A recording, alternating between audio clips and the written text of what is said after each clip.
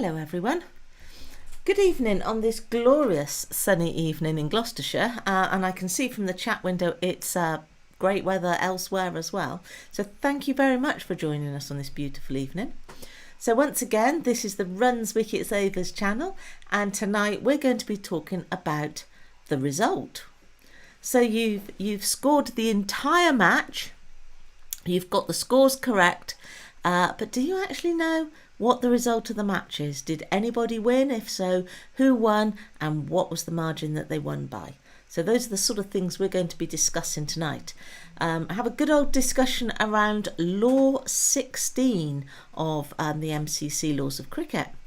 Now, I don't normally like to talk about the laws of cricket. I much prefer to talk about scoring technique and leave the umpires to talk about the laws. But we do need to know a little bit about Law 16 in order to identify the result.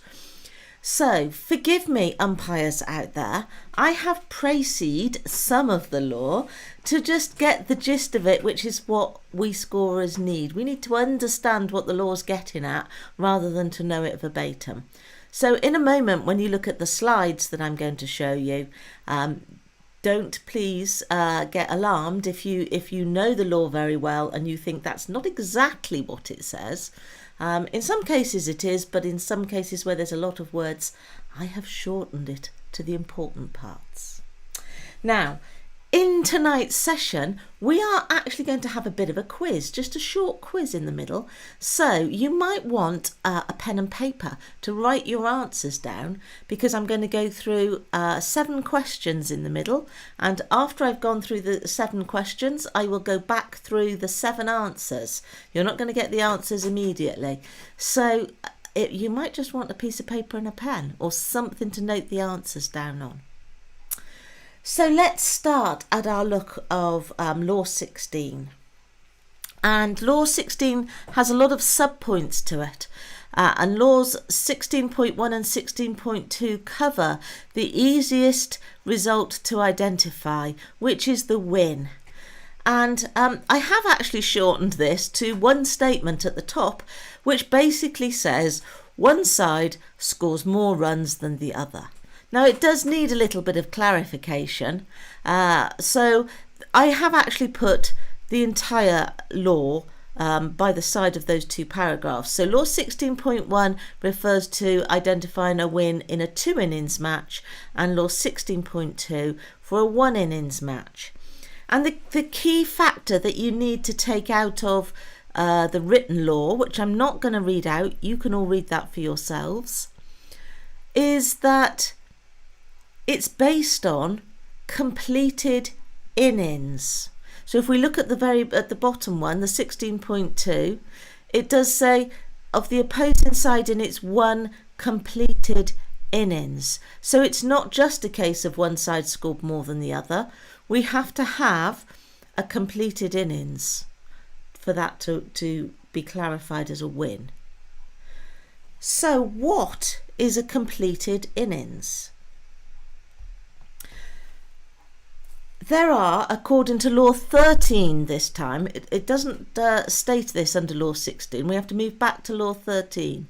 Law 13.3 identifies these 6 ways of completing an innings. So basically, a side could be all out, and that's the one that we're most common with. So the side batting first is all out, therefore their innings is complete. At the fall of a wicket or retirement of a batsman, no further batsman is available to come in. So maybe you haven't got 11 players. Maybe you've only got 10 and 9 wickets have fallen and there's nobody available to come in. Or maybe somebody's gone off injured, they've retired not out, and therefore they're not well enough to come back in, or maybe they've gone off to hospital for treatment.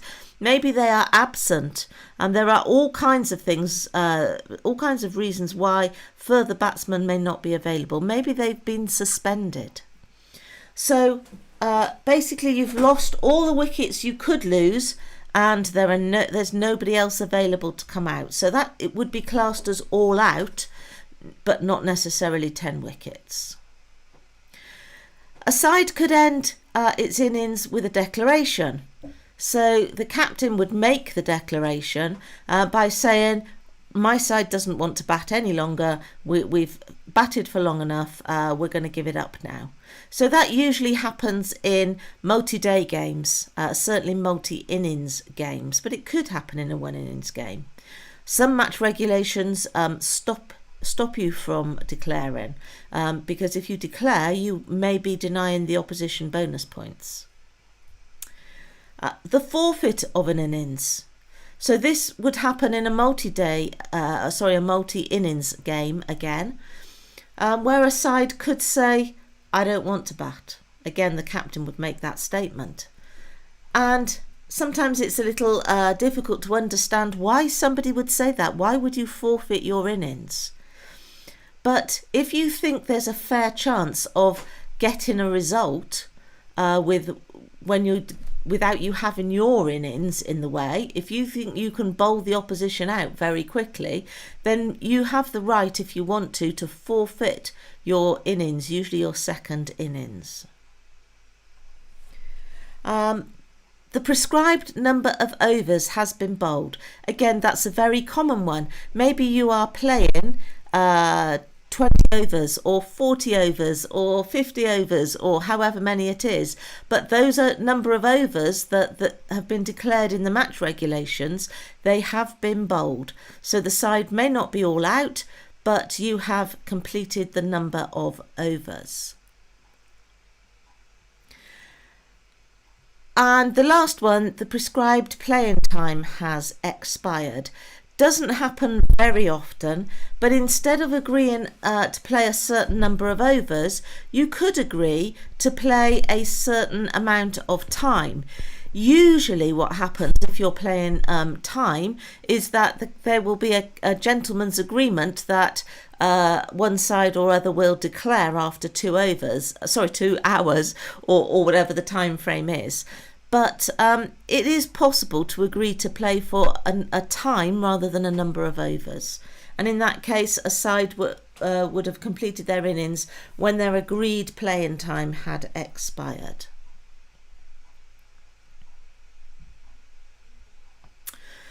So back to law 16.3. Back to law 16 and on to 16.3. The next possible result, according to the law, is that the umpires award a match to one particular side. And with the law 16, it expresses when a side wins, but not usually when a side loses. The opposition naturally have lost when the other side is declared the winner. But in this particular case, the umpires decide that a match will be lost by a side because they have usually done something wrong. And the two cases where they award the match is if a team concedes defeat, or if, in the opinion of the umpires, a team refuses to play. Now, both of these are very rare. So conceding defeat is usually when a team are playing the game, they decide that there's no way they can win and they give it up, and they say they don't want to play any longer. That's not a declaration.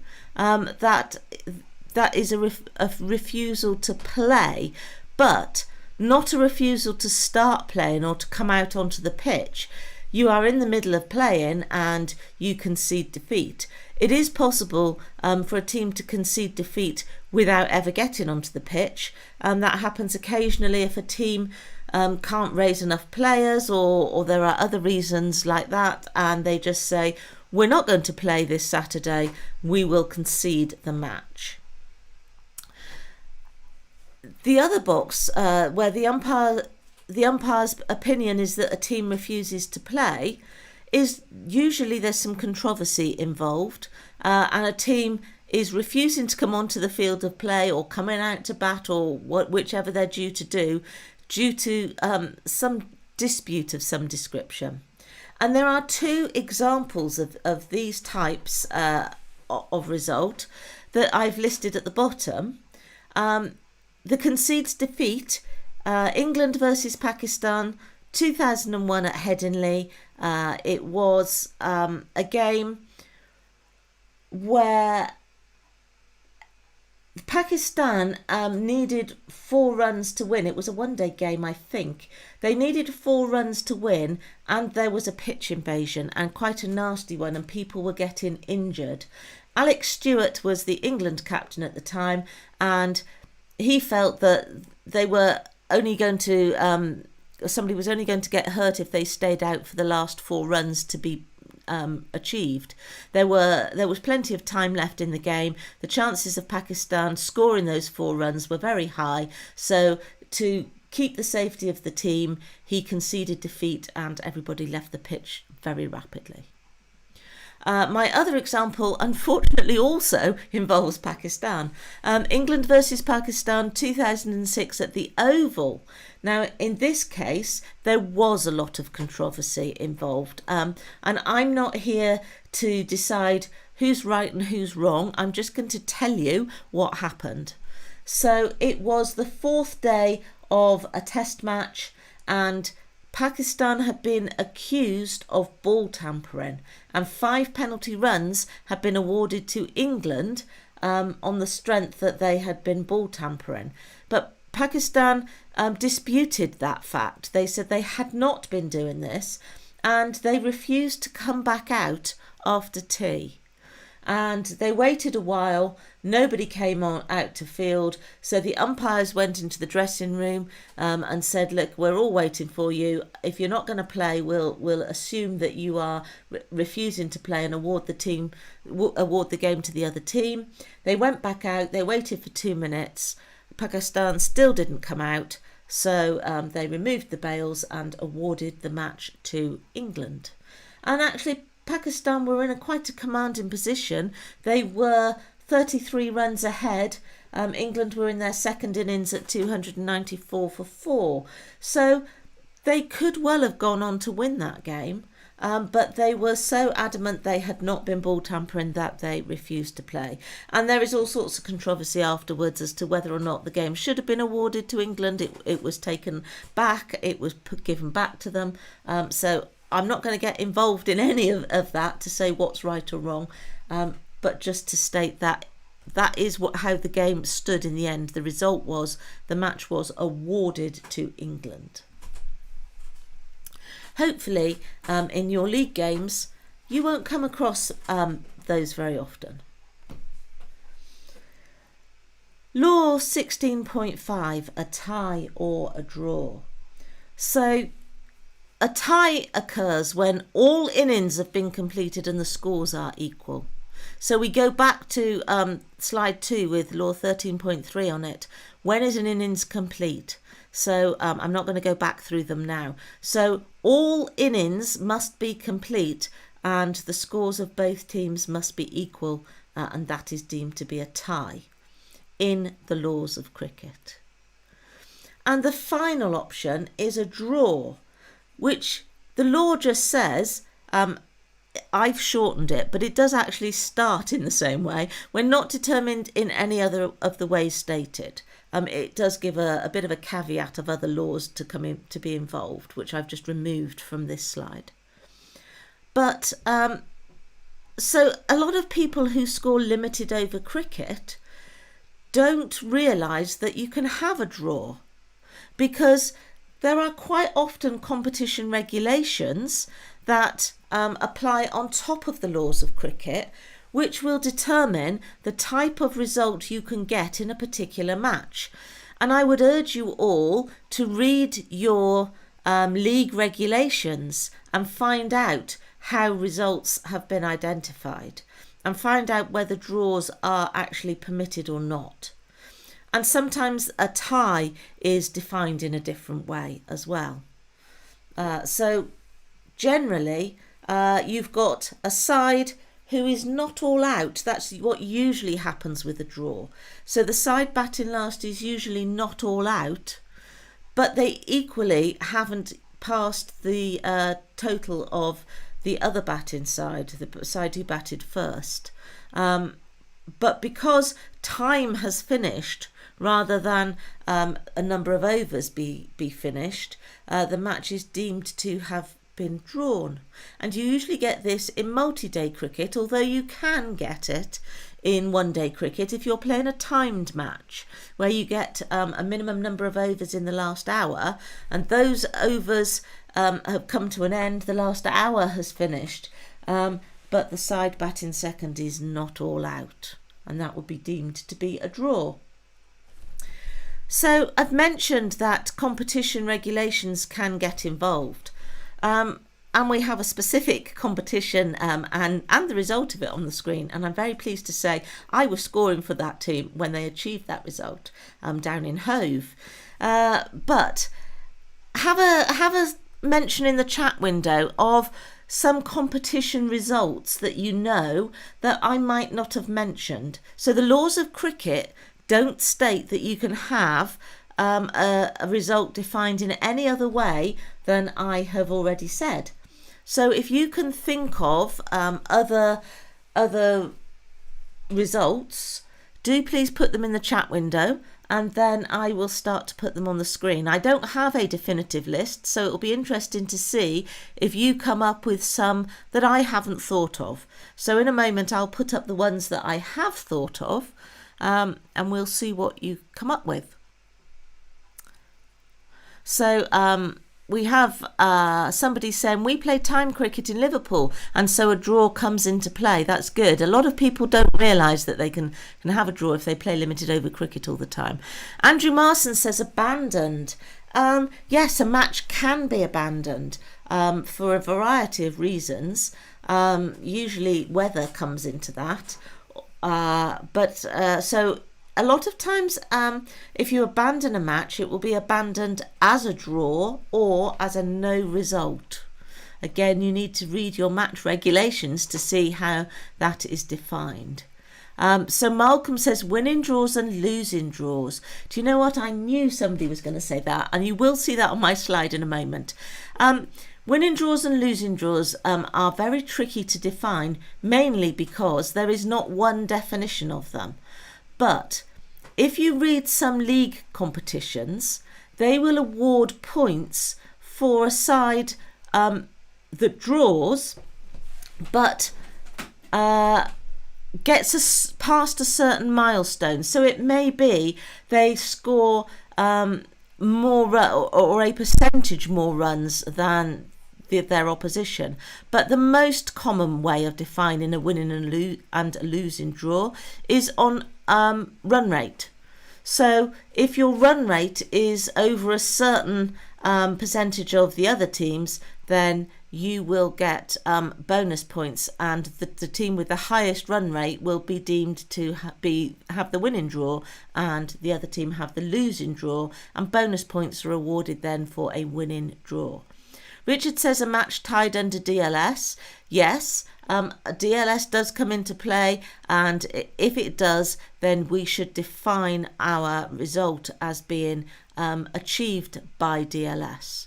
Clive says no result due to insufficient overs being bowled. Yes, you can have a no result for many reasons. You can have a no result for rain, but a no result for a minimum number of overs being bowled is very good. So in a lot of match regulations, it will say you need to bowl 5 overs for this to be a game, often in a T20, or 20 overs in a longer match to get a result.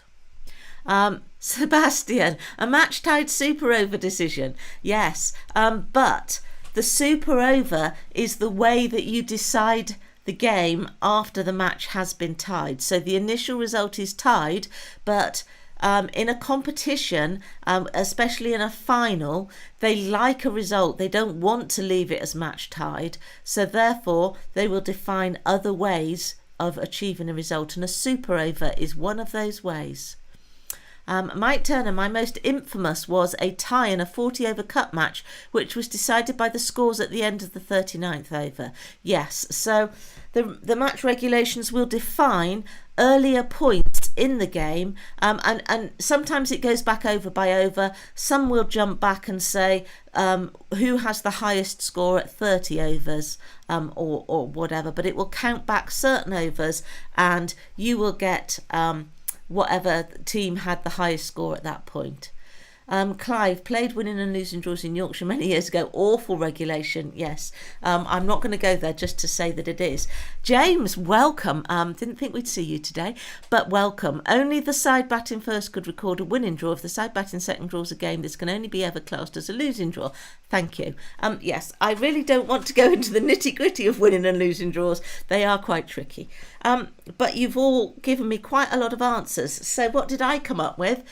Winning and losing draws. A bowl out. Nobody has said a bowl out. We don't have them very often now. They've been superseded largely by the super over. But occasionally we used to have a bowl out where you just had bowlers bowling at 3 stumps, nobody batting in front of the stumps, who could hit the stumps the most times.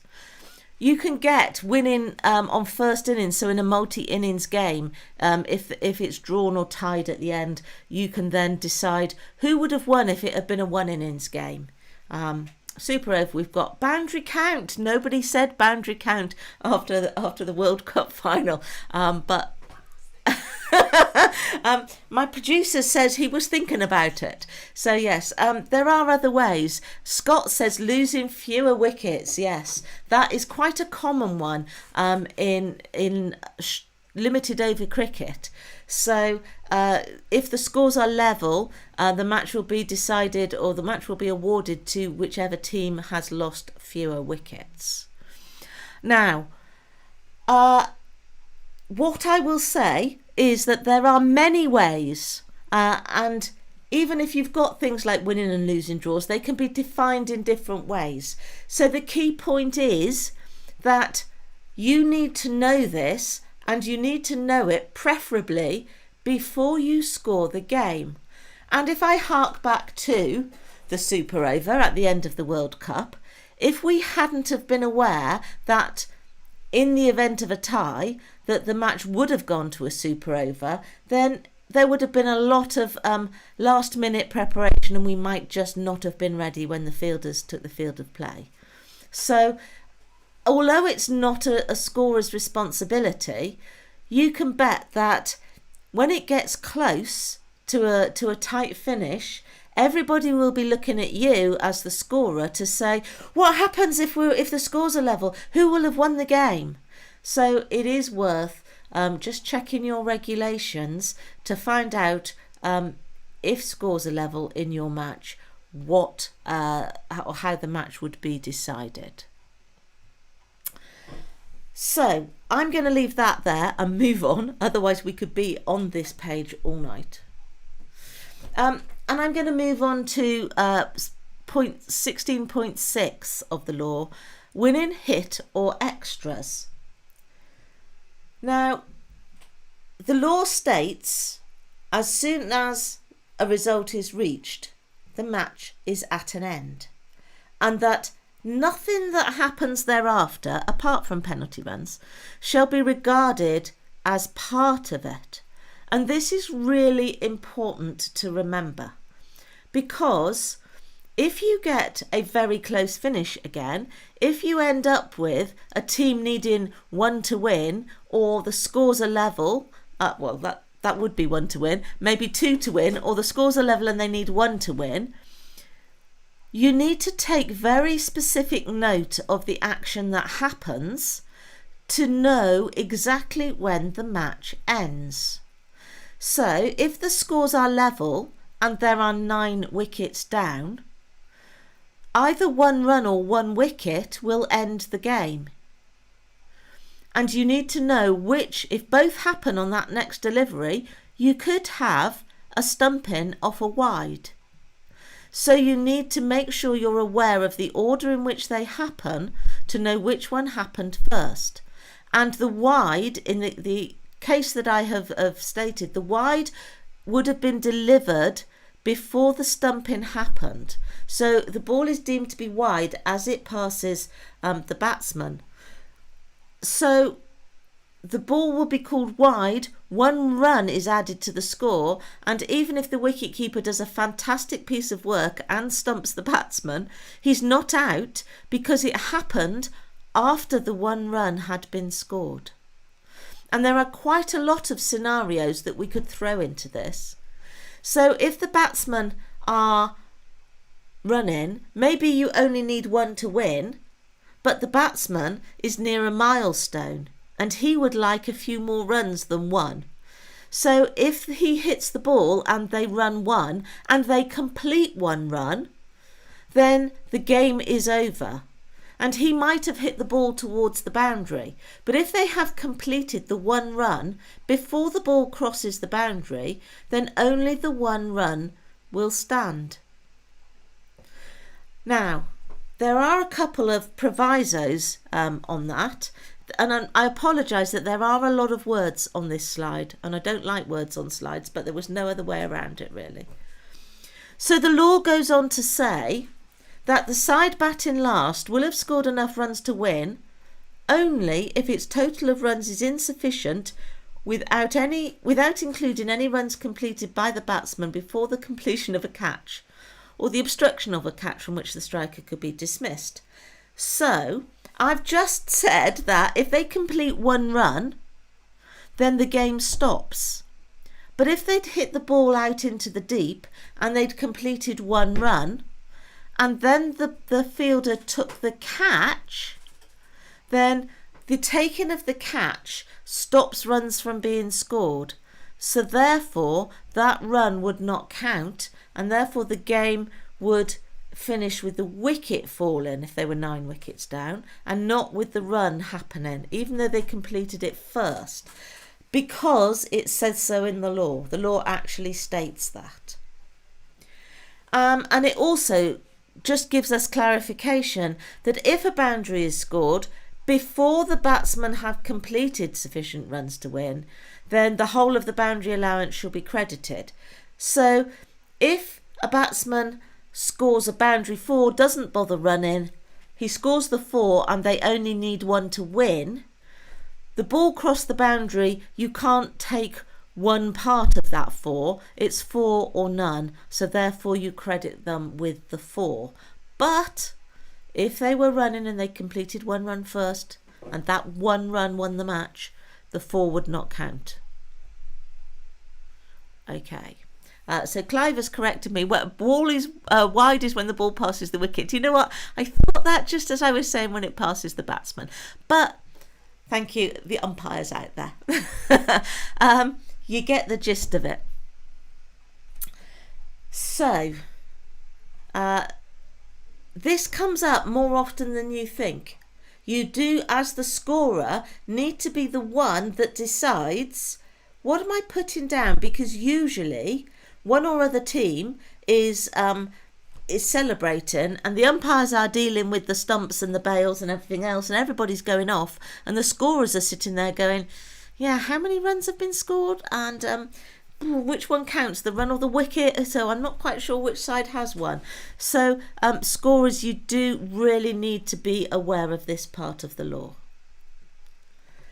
So having decided who has won, you then need to decide the margin of the win, which in the law is called the statement of result. So law 16.7 lists these 5 statements of a result. So if the side batting second or the side batting last wins, then the result is identified by a number of wickets, how many wickets that team had in hand. So it doesn't matter how many runs they passed the opposition scores by, which is usually a small amount, 1 run, 2 runs, that sort of thing. They don't win by 1 or 2 runs. They win by 4 wickets if they were 6 wickets down. So if it's the side batting last who wins, you identify it by the number of wickets in hand. However, if the side batting first wins, you define the win by a number of runs.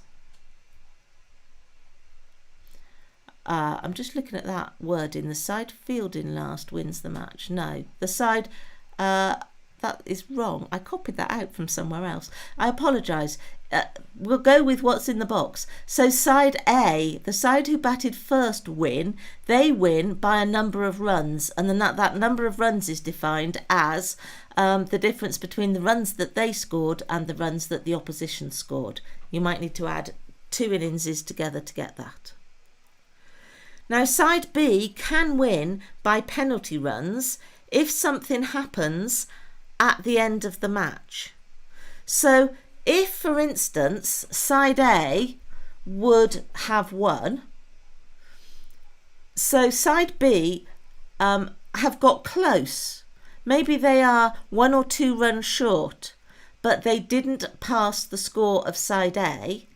However, side A do something wrong at the end of the match. Maybe they're not happy with the umpires, or they do something wrong anyway. At the end of the game, the penalty runs can be awarded at the end of the game.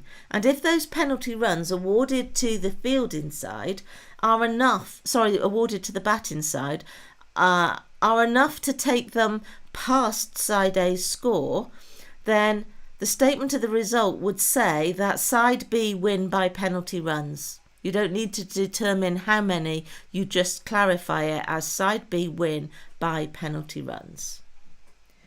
If we have the 2 scenarios that I mentioned about a team conceding or a match being awarded to the other side, then that is the terminology that's used. So match was conceded or the match was awarded.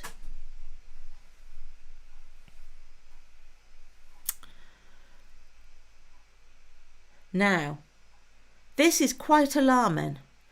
Law 16.9 is actually called mistakes in scoring.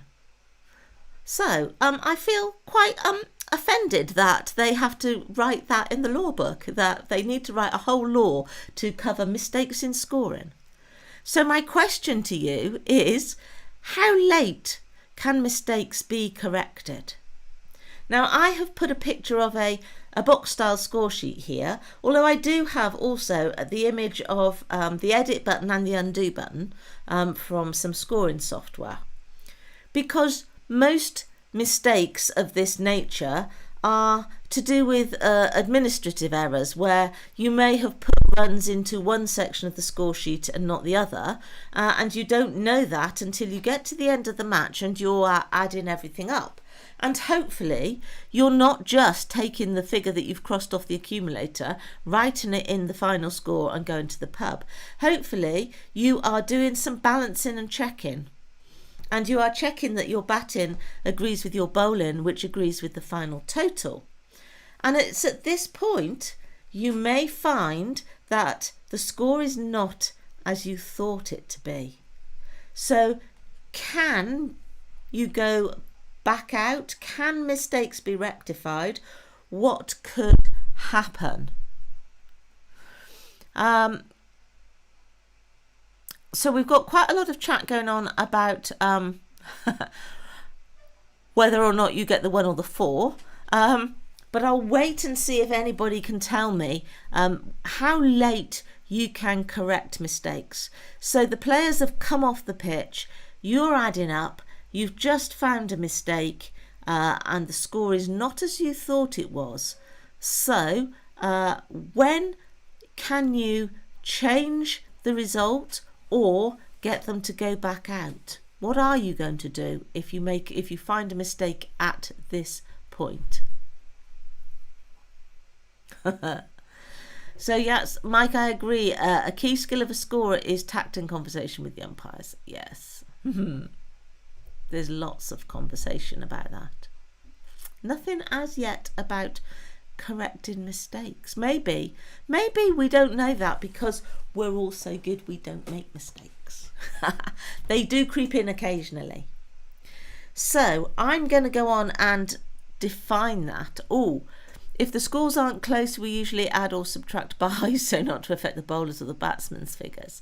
Yeah, I agree. Well, I don't agree with the principle. I would much rather find the actual mistake. But you're right. The mistakes usually creep in the extras. Once the captains have checked the scorebooks and agreed no further changes. Yes, if you don't have umpires. Right, Mike says, provided the time available has not expired. Yes. Is there any time left in the game? So Martin says mistakes can be corrected before the match time has expired, but not later.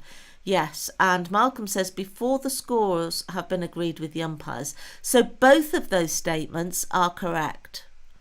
So moving on to the next slide, Law 16.9 basically says, is there time left in the game? It put it in a much more wordy way, but I have shortened it to, is there time left in the game? So if there is time left in the game, then the umpires, the law states, the umpires shall order play to resume. So if you're doing all your checking and you realise that they haven't actually passed the total, the scores are actually level, and you still need one to win. If the game, the winning run was thought to have been scored on the last ball of the game, then there's nothing you can do about it. But if there are more deliveries that could be bowled, or there is more time left in the game, then the umpires will get everybody back out on the field of play to carry on playing until however many runs that are required are achieved, or the time runs out in the game. But if there is no time left in the game, so if what was thought to be the winning run was scored on the last ball of a game, then the correct result will stand, which may not be the result that the players thought when they came off the pitch.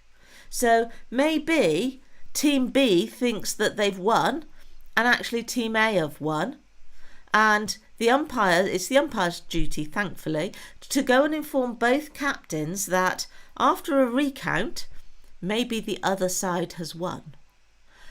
But law, and I haven't put the number in there, it's law 16.10 says, actually law 16.8 I didn't put a slide in for. Law 16.8 says it is the umpire's responsibility for the correctness of the scores.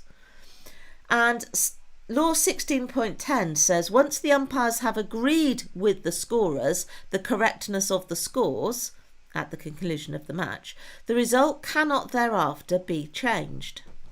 Now, if you have a score table sitting out near the boundary and two umpires walk past you and say, is everything all right? Do you agree? And is everything fine? And you go, yeah, everything's fine.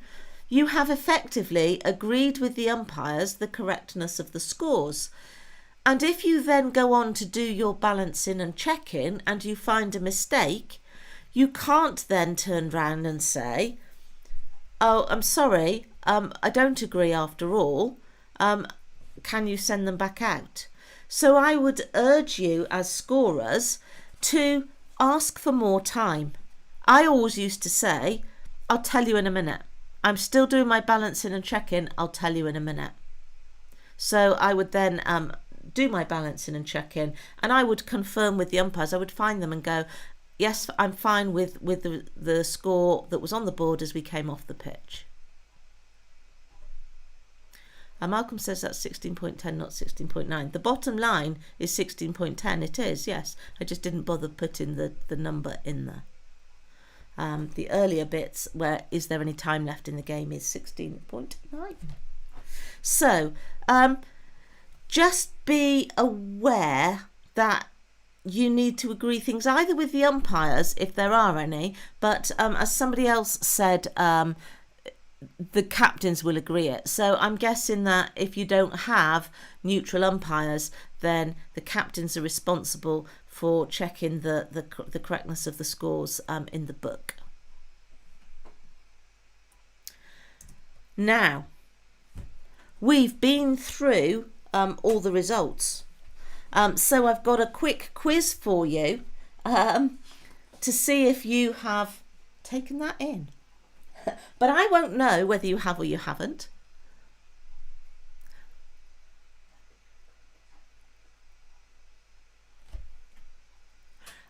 So what I'm going to do now is to put some scenarios on the screen, And all I want to know in each case is, what is the result?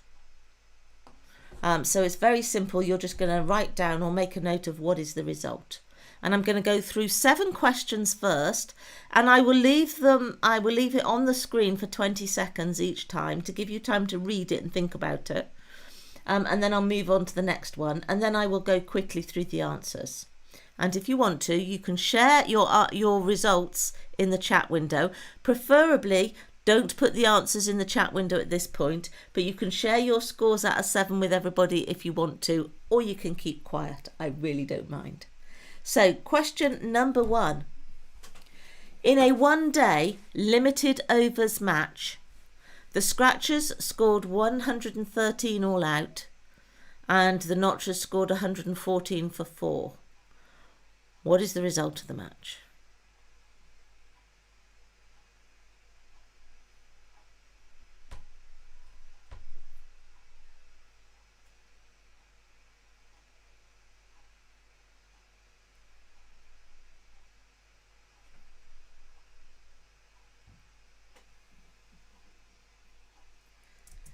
Question number 2.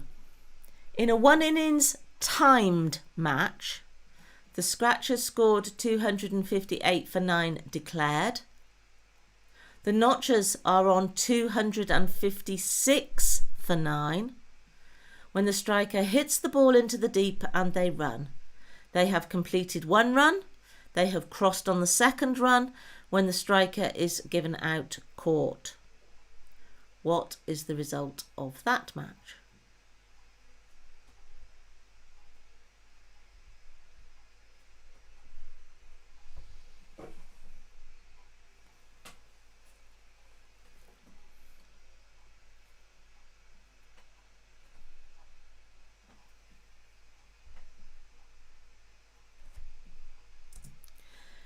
Question number 3. In a one-day limited overs match, the Scratchers scored 183 for 7. There are overs still remaining, and Notchers have scored 183 for 9. The ball is bowled, and as the umpire calls and signals wide ball, the wicket-keeper collects the ball, breaks the wicket fairly, and appeals for a stumping. The striker is clearly out of his ground. What is the result of this match?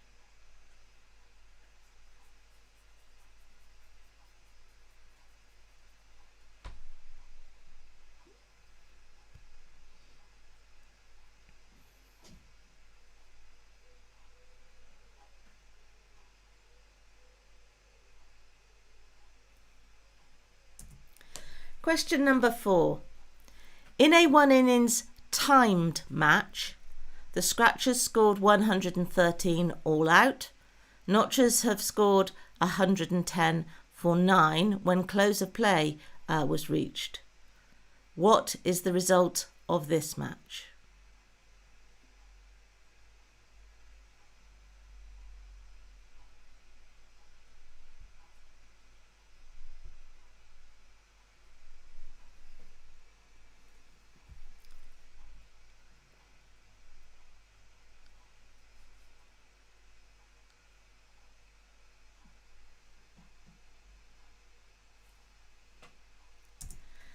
Question number 5. In a one-day limited overs match, Scratchers scored 173 for 8. Notchers are 173 for 6 when the striker, who is on 98, hits the ball and the batsmen complete 2 runs. What is the result of the match?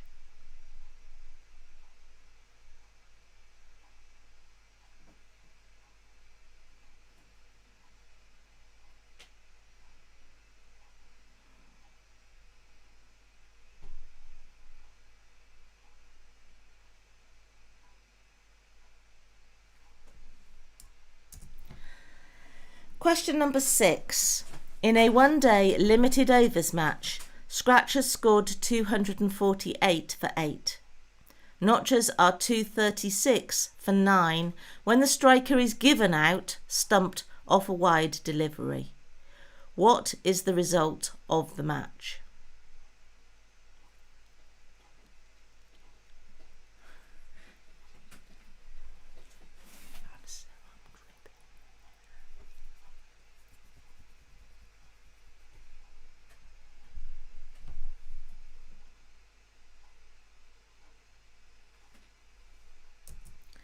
And our final question, number 7, these are true figures. At Headingley in May 2016, in a 5-day test match, England batted first and were 298 all out. They bowled Sri Lanka out for 91 and asked them to follow on, and bowled them out again for 119. What was the result of the match?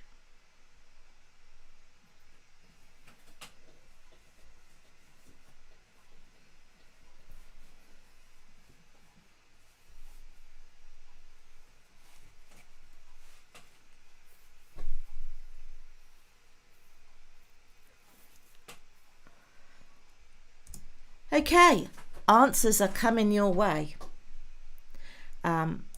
So, I'm not going to read out all the questions again, but in our very first question, the answer is that Notchers win by 6 wickets. It's a straightforward win. There's nothing strange about this one. And Scratchers scored 113, Notchers scored 114.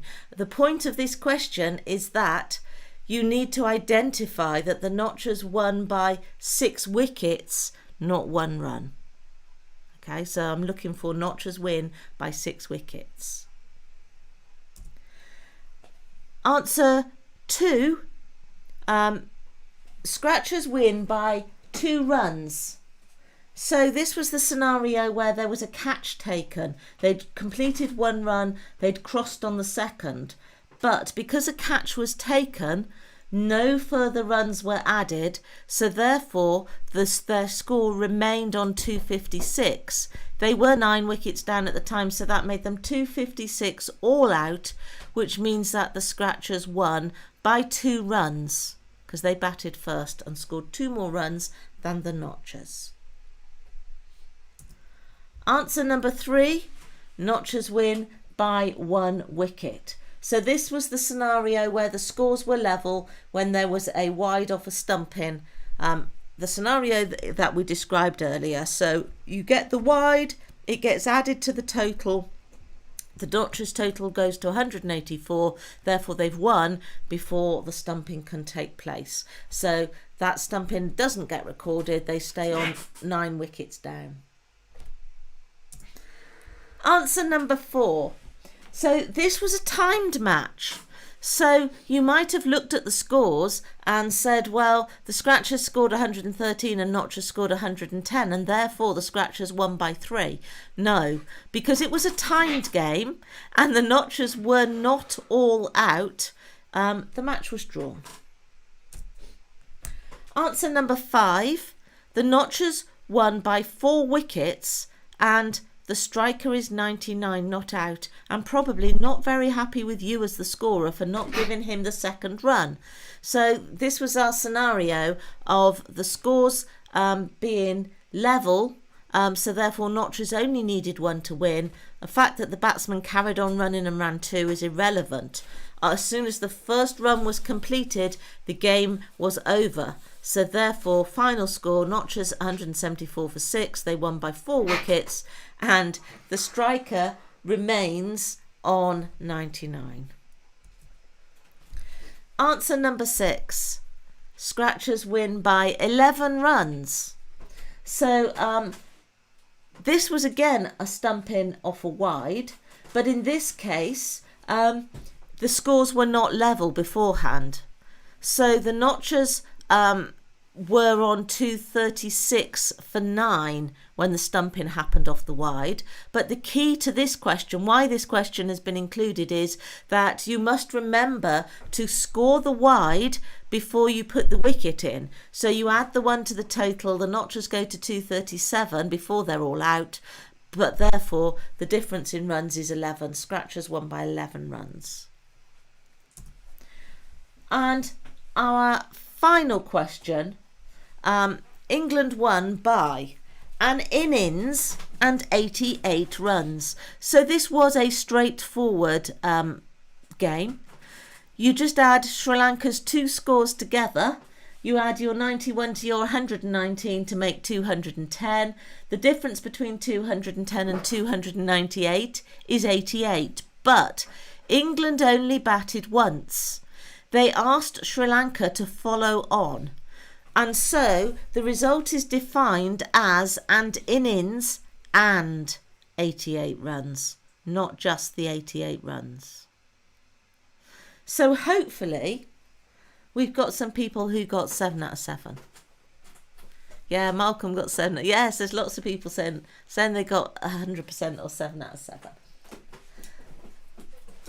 Now, I've mentioned earlier that one of the ways that you can determine who won when a tie has occurred is that the regulations can define a super over to be played.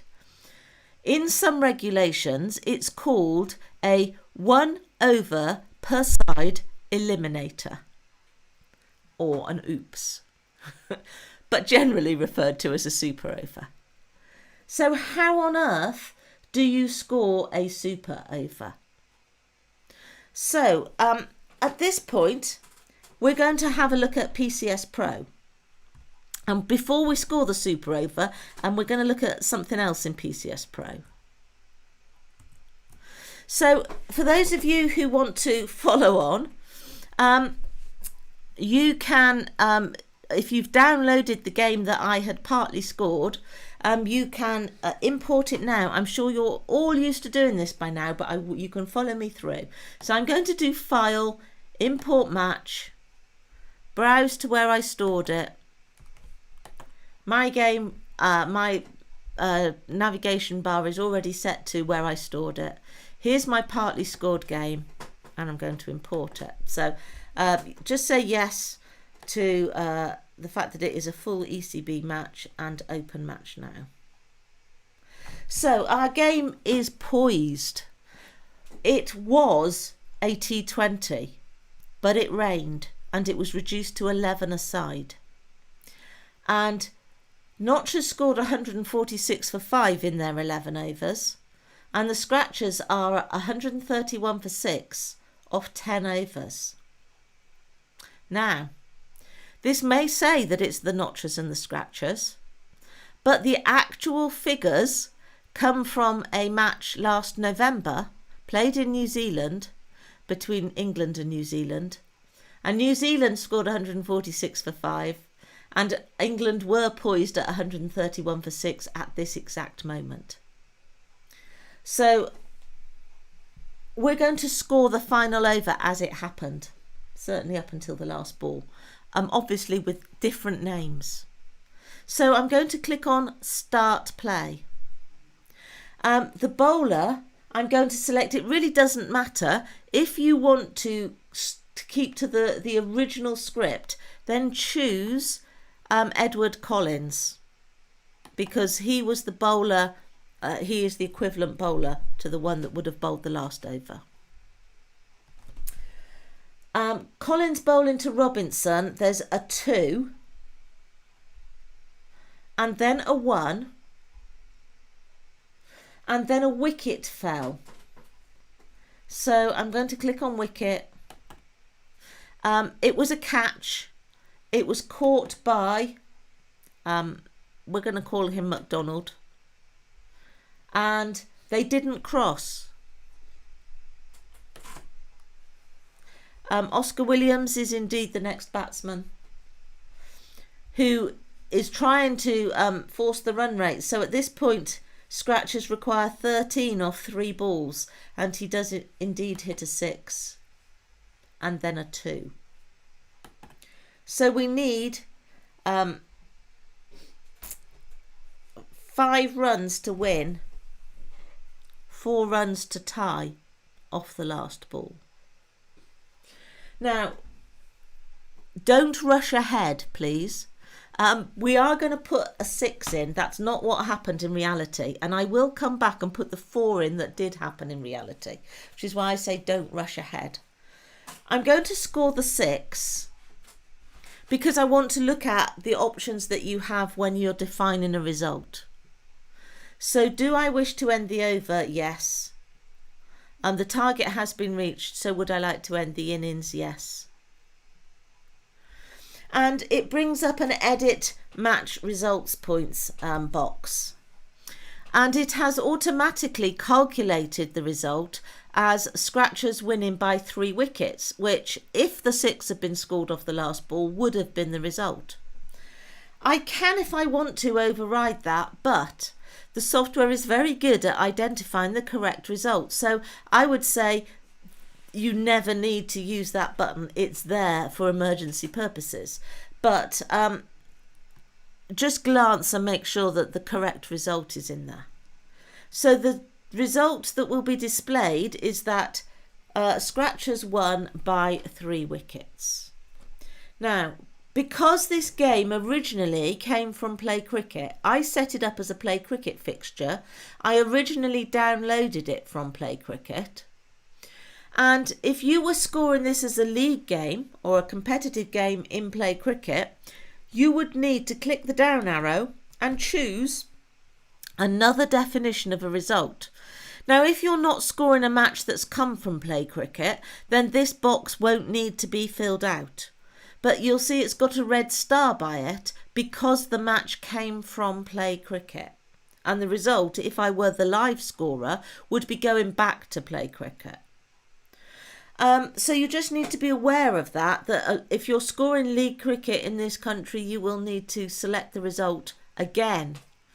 And it doesn't define by how many wickets. You've got some other options down there: cancelled, abandoned, trophy shared, etc. So you would just need to choose the option of Scratchers won. If you want to, you can select the match points, but there is a warning that they may be overridden when calculated in Play Cricket. If you're scoring a Play Cricket game, I would put them in Play Cricket rather than rely on the fact that they've transferred correctly. Down at the bottom, if you want to, you can select a player of the match. If it was a series, so if this was coming from like 4 games in an ODI series or something like that, you could nominate the player of the series and the series summary. But this is not part of a series, which is why those boxes don't have drop downs in them. Now, for those of you who scored with Total Cricket Scorer many years ago, as I did, that software had some algorithms in it for working out who they thought was the player of the match. It awarded points behind the scenes for fielding, batting, bowling, and those sorts of things. And it would tell you who the software thought was the player of the match. Now, I'm afraid that Play Cricket Scorer does not do that. It gives you the complete list, and you will have to decide who man of the match is. So you can make that decision, or if you're doing a professional game, then quite often the umpires will choose that and you'll hear it announced. Now, why I asked you not to rush ahead is that I don't want to save this as the result, because if you do, we can't go into the super over. So undoing doesn't do that for us. What I want you to do is to click on cancel. Okay. We will confirm the bowler for the next over, even though there isn't an over 12. And I'm just going to undo the end of the over, and I'm going to undo the last ball. So undo twice, which should take you back to 142 for 7 with 1 ball remaining. And the actual score was a 4. So I'm now going to record this properly as a 4 and say, am I sure I wish to end the over? Yes. The maximum overs have been reached with the scores level. Would you like to end the innings? Yes. Now, instead of giving me a result box that says the match is tied, I have a button in the middle of the screen that says next innings. And I have that because the match type was set up as having a super over in the event of the match being tied. If I go to scoring, match details and teams, and next to my match type there's an edit button. It won't allow me to edit it, but in the greyed out window on the left hand side in the lower part of the column just under DLS it says Super Overs 1, Batsman 3.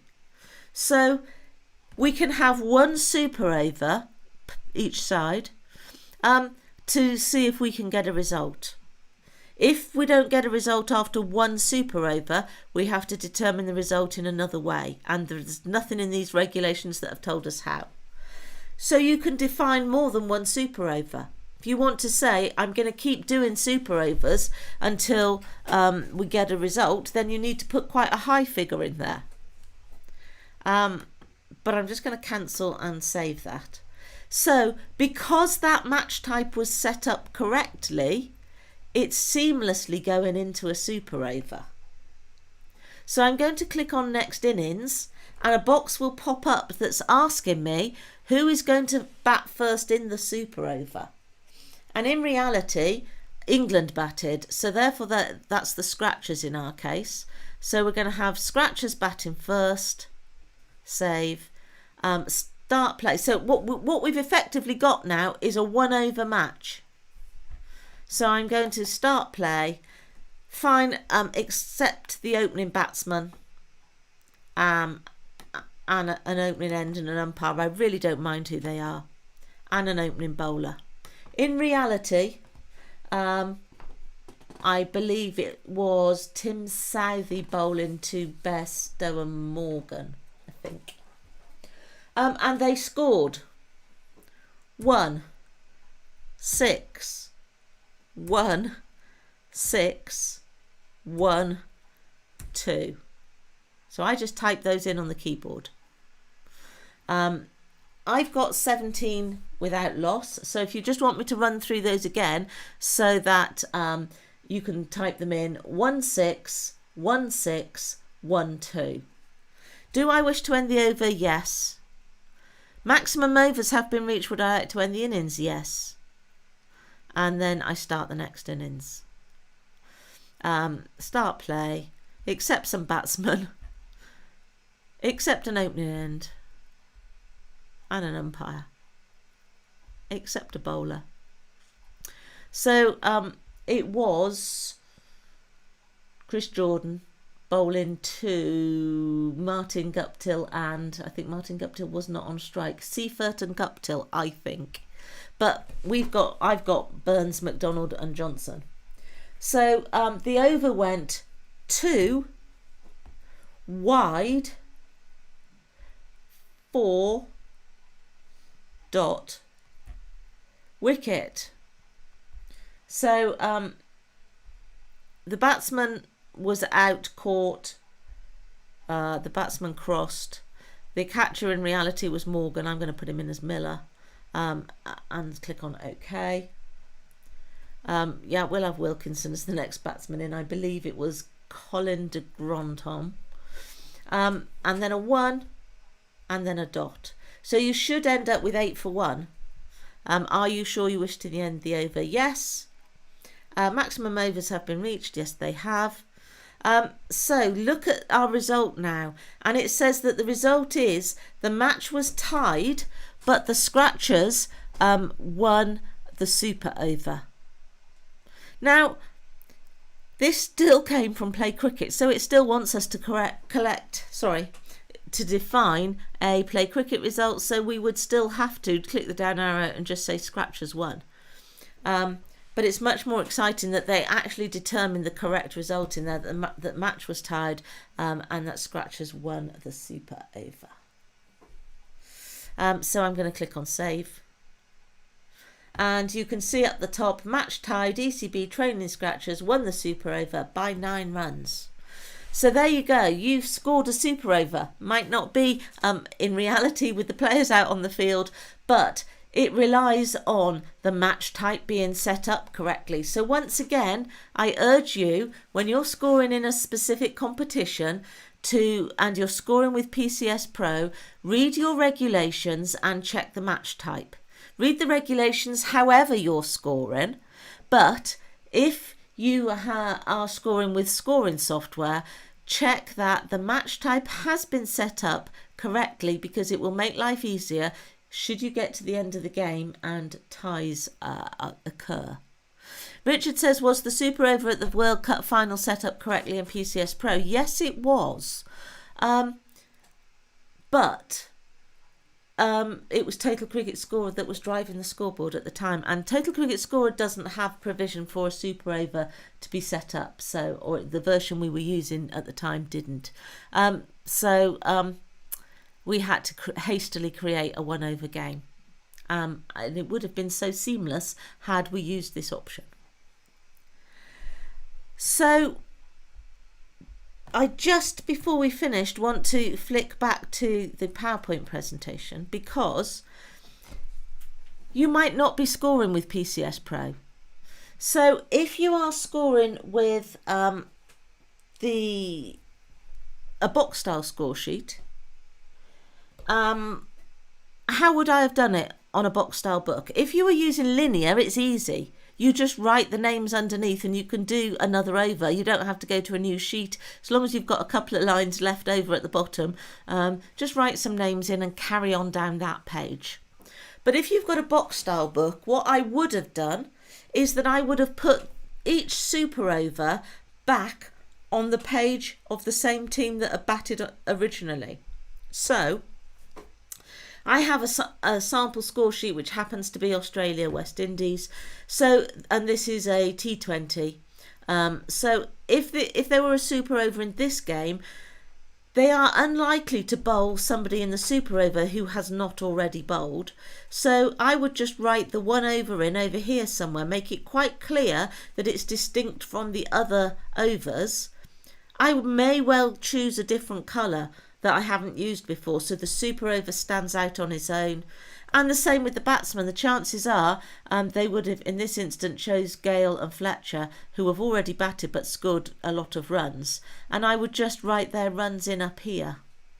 If it was a batsman like Sarwan, who was not out, then I would probably just draw a pencil line down here so that I would break up the original innings and the second innings, and I would just write those runs in there and then sort of put in brackets in the how out column what happened to them. I probably would not have started a whole sheet, so I do 1 over on this sheet, 1 over in the same manner on the other sheet. So that's really it for results. Luke, have you noticed any particular questions that we haven't yet answered in the chat window? Not yet. I think everything that's come up has been answered. Excellent. So there's a little bit of chat about in the status bar. The result is often missed off score sheets in scorer portfolios, says Scorer Verifier. Yes, it is. The result box on a box style score sheet is quite often tucked away somewhere, sometimes up the side, vertically at the side of the score sheet. But hunt it out and write it in.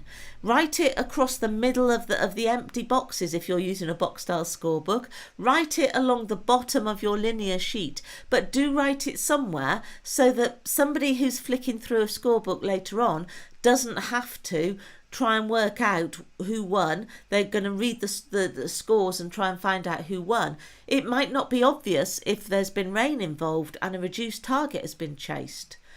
So you might not see that the side batting second had actually won if they scored fewer runs than the team who batted first scored. So do put the results somewhere in your scorebook. So if there are no more questions, then thank you very much. I'm very pleased to see that we had lots of you staying in out of the sunshine today. But very pleased to see you, and thank you very much.